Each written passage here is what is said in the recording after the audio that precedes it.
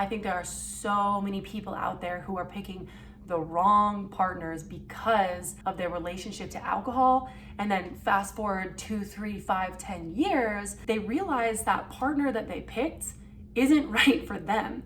And it all ties back to alcohol, at least in my experience. So that's what I want to talk about in this. I don't think this is really talked about much, but I think it's so flipping necessary, and it's super fascinating to me too, because I've experienced this. There's so many people out there that are like, oh, I don't know how dating is going to be without drinking. You know, I don't know how I'm going to dive into this world without alcohol. I don't know how I'm going to socialize without alcohol. Whether we like say that or not, you know, if you are still drinking, or you know, have always had that kind of part of your character to drink on the weekends or weekdays or whatever, like that is kind of a feeling before you decide to stop doing it. And I know I had that feeling. So if your goal is to find a partner, a life partner, or to go on great dates and have fun and just kind of like see what's out there, or to just like have an adventure, whatever that is, like dating people, like maybe you don't want a life partner, but you know, you like dating people, you like doing that, and you know, your intention is to have fun in life and all that. Like I do think that not drinking ultimately, again, if you're trying to find someone that you really vibe with, will yield amazing results. I decided to stop drinking when I was 26 years old. At the time, like that was 6 years ago. Is that 6 years ago? 5? Yeah. So I'm 31 now. So at the time, I live in Denver, Colorado. Literally no one other than me, except for maybe one person, was not drinking. My age, literally no one. Most people at that time, and still today, you know, they drink on the weekends, so Fridays and Saturdays. It wasn't like I was drinking Monday through Sunday. I was like a typical social drinker, a normal chick. I would drink every weekend, so that wasn't necessarily the problem, but sometimes like once a month, I would drink too much, and then I'd black out, or I would just have a hangover for like a freaking week, or I'd say things, do things that weren't in line with my character. And it wasn't such a big deal that like I did anything crazy. I wrecked a car or whatever, but over time, gradually, I started to feel insecure about my relationship to alcohol, because I noticed it wasn't making me show up as my best. So that was kind of my relationship to alcohol. Again, not considered an alcoholic by any social standards, but I started to have like a little insecurity about it. A lot of people are that way. And a lot of people maybe recognize that they could be better, whatever that is, make more money, have more time, have better friendships, a better body or whatever if they decided to stop drinking. There's this interest around the topic, but then there's this anxiety around, oh my God, what am I gonna do in dating? Like, am I gonna find somebody? Up until I decided to stop drinking, I dated these guys that, you know, in the moment, I really, really, really believed they were great picks for me. Obviously, I dated them, I picked them. In hindsight, and obviously we're not together anymore, they weren't the right picks for me, and I wasn't the right pick for them. And I think this goes down to like kind of how alcohol can give us an illusion, a false reality that in the moment is very easy to believe. So like for me, I started dating, I think my first long-term boyfriend, he was 5 years, he was my high school sweetheart. We were together up until like my sophomore year of college. And then I dated another guy who we dated for like a year. And then I dated another guy after college for like a year after that. And then I dated another guy after that for 3 years. That's basically, you know, up until I was 26, that was kind of my relationships. And every single one of those guys, it didn't work out because actually we weren't compatible with one another.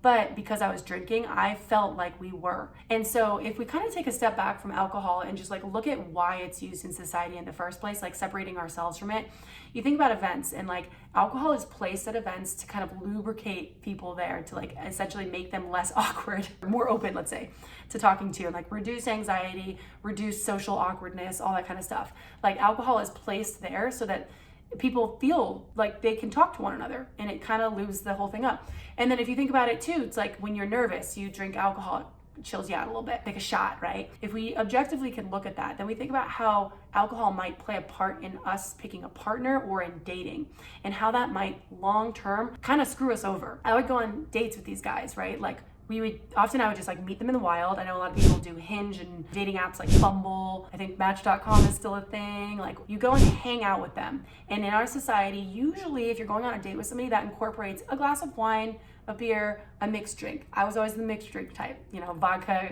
with everything. So I was always getting a mixed drink. Whether that's dinner or like a barbecue or going and hanging out with their friends or your friends or whatever, or like a family event. Usually alcohol is involved in some way, shape, or form, and it doesn't need to be a whole lot, but a couple glasses typically at least. And so when we drink alcohol, the thing that happens, that we know happens, is our dopamine receptors just go boo, and we get everything just feels great because it's really hitting dopamine. It's similar to when you eat a lot of sugary food, like that sugar goes boo, and your brain is like, wow, like this is amazing. Wow! Everything is so amazing! And that's why we want to keep going. We get addicted. And then the same goes for like even running, right? Like you get a dopamine high, and that's when you get that and you click in, you're like, ooh, I could run for 7 more miles or whatever. It goes the same way for people who are smoking weed, right? Like you get some kind of receptor in your brain that gets kicked off for dopamine, and now you're getting rewarded for it. I've talked about this a lot before actually with this guy Bardia. If you guys are interested in learning more about the dopamine and how that affects things, particularly with alcohol, I definitely recommend watching this video here. We kind of go into depth about all that, but the point of all of this is when you're drinking alcohol with your partner or somebody you're looking at dating, you automatically feel a high, right? Like you feel a like, woo, yeah, like a excitement. And they feel the same way too. So, it was like a Friday or a Saturday, I'd be hanging out with a guy that I was dating or seeing, or even he was like my boyfriend at that point. And this is the beginning stages, right? We would have a flipping blast together. We'd go to the clubs, we'd go to the bars, like everything felt so good and natural and fun. And we were felt like so compatible, and like we could just talk and talk and talk and talk and talk and talk and talk and talk and talk and talk and talk and talk. I have a channel here, like I love talking, clearly, So that's something I need, is like somebody who can talk. And so when we'd go get drinks, it would be like hours of talking. It was so fun and fulfilling to me. And also it makes people more promiscuous, right? So, makes people usually ultimately more sexual. It makes them more willing to, that whole thing is like tequila, take your top off, take your clothes off, that whole joke, because it is that lubricant, no pun intended, for people to loosen up a little bit. So then you and your partner probably are taking your guard down a little bit with alcohol to allow that physical connection to happen. And so, that's my experience, right? Is like it helped with that. But when I got into that relationship, let's say like a year or two after all of those fun date nights are a thing, and after the kind of the glasses, those rose-colored glasses of that person, they're still there, but they're not like quite as strong as it is when you're initially dating somebody. When that phase started kind of phasing out and it was like more normal life stuff, and it wasn't just like we were hanging out together when it was the fun, exciting events and alcohol was involved, it started to be obvious to me that maybe this person wasn't as compatible for me, and maybe I wasn't as compatible for them. But I thought so because in the initial stages when we were getting to know one another and spending a lot of time with one another, typically alcohol was present. And so I was getting this dopamine kick from this alcohol, this substance, whereas it wasn't actually really genuinely because of the connection that I was having with that person. I thought it was, and there was a layer of that. It's not like to say that alcohol makes you, totally gives you a false view of people. Like it's not like that, but it added tremendously to it, tremendously. I dated a guy who he's just a fantastic guy, wonderful person, very stoic character. To me, that was like a very attractive quality. And we would go together. Like he was kind of the first guy that ever really showed me what it was like to be like taken out by a man, like, to nice places.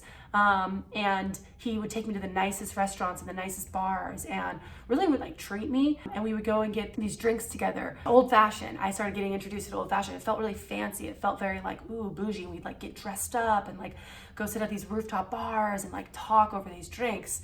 And I totally fell for this person and this like lifestyle. Fast forward 2 years into that relationship, what ended up happening was this person ended up getting an injury, and it really took down their ability to kind of like go out and do these things and live that same lifestyle.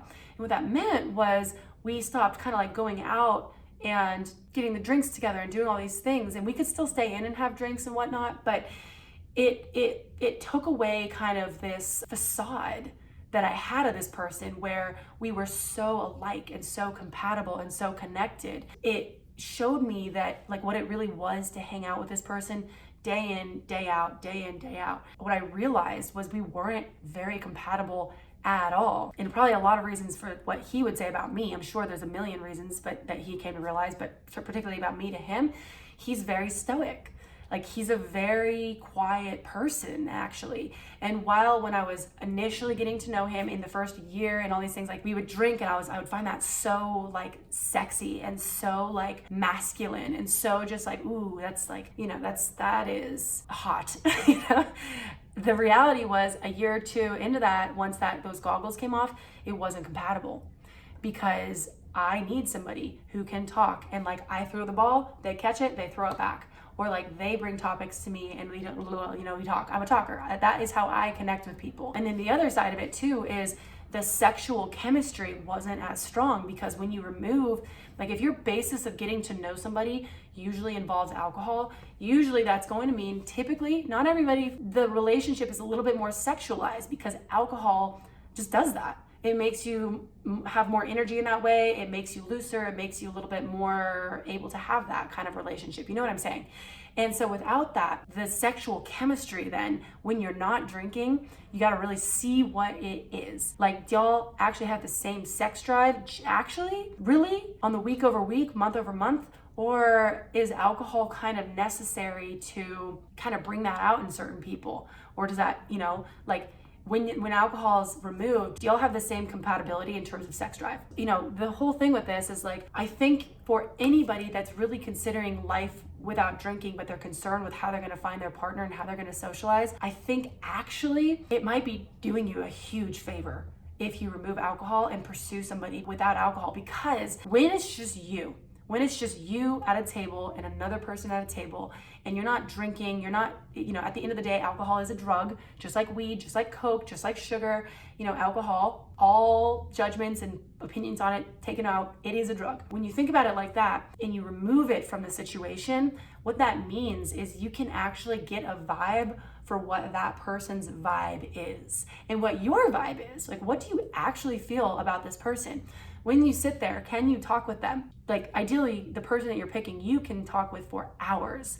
Ideally, you are best friends. Ideally, it's easy. Ideally, you can go anywhere with them, take them anywhere, you know, and I'm talking like without a substance needed. When you have that clarity, I guess you could say, without any kind of substance making your neurotransmitter pop off, dopamine, which gives you this illusion of excitement. That's why we get addicted to food, is because it's making our dopamine go off. We don't want to eat, we don't want to be overweight, but because that dopamine, we keep going.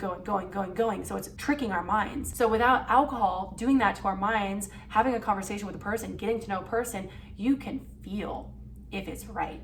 You can actually sense it. You can get a whole vibe for that person, and if it's like click, or if it's not, rather than doing what I always did, which is, you know, and I'm not saying alcoholics by any means, I'm saying like, you're having a few drinks on a date or dinner and you have that alcohol there. Like, for me, in my experience, it gave me an illusion of connectivity and compatibility that later on down the line in the partnership, I came to find was that it was just that. It was an illusion, because the vibe that I was getting wasn't authentic to the real vibes that we both had. I'm saying vibes very intentionally. Like, you know what I mean? Like, you walk in a room and you can sense a feeling, or you meet somebody and you can be like, wow, this person is like for me. Or you know that feeling when you're like, there's something off here, and you don't know what it is, but you can't really put your finger on it, but you're like, there's something saying don't go there. That's a vibe, right? That's a whole ass vibe. So if you remove alcohol, in my experience, and then you actually are who you are, talking to a person with who they are, you can tell very quickly if they're right for you or not. Like, that's going to save you years. That's what I learned from all of it, is like, some of these guys I dated, like, wonderful people, you know what I mean? I'm not hating on any of them. It's just we weren't compatible. And that illusion of compatibility was there because typically when we hung out, like the big events, the things that, you know, in the first year of us dating, it's like alcohol was present and the dopamine receptors were flying off. And you meet people that, You know, they're like, especially people that are in their 60s and 70s now, like a lot of times they're married unhappily because they met their partner when they were like 25, and them and their partner were like young and hot and going to bars and getting drinks and kind of like being fancy and like doing, you know what I mean? Like it's nothing crazy, but just like that was the lifestyle. And then they get this perception of like, wow, we're so compatible, let's live our lives together. And you fast forward 20 years, 30 years, 10 years even, and they have nothing in common. They're not a fit. They're not a fit. And now they're in this marriage where they're stuck, is how they see it. And they're like, okay, like I guess I'm just gonna be with this person and it's not right.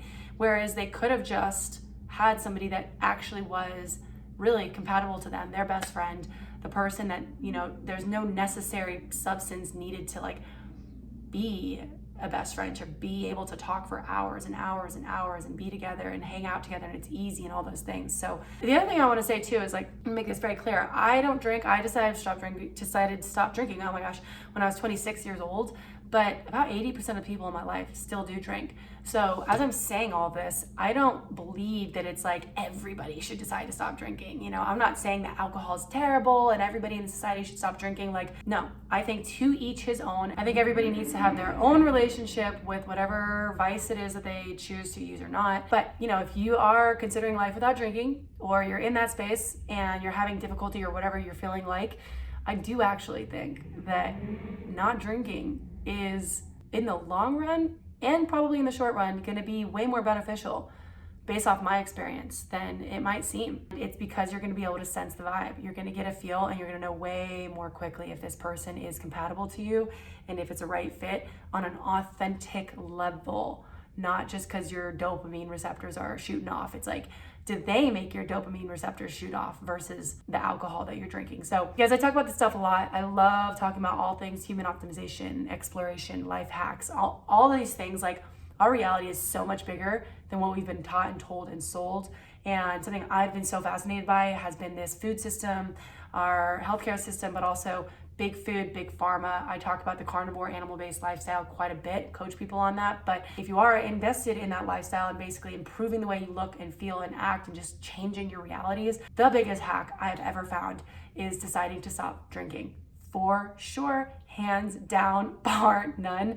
And I think that people are starting to pick up on that too. If you're into this kind of stuff, please let me know by liking the video and subscribing so that you don't miss anything for next time. And go ahead and comment. I'd love to hear your thoughts on this. If you agree or disagree, or like, you know, what your experience is. I think everybody kind of has their own. So I'd love to see what people put below. Go ahead and do that. Share it with anybody that you think needs to see this. And yeah, I hope you guys like this one. I'll see you guys on the next one.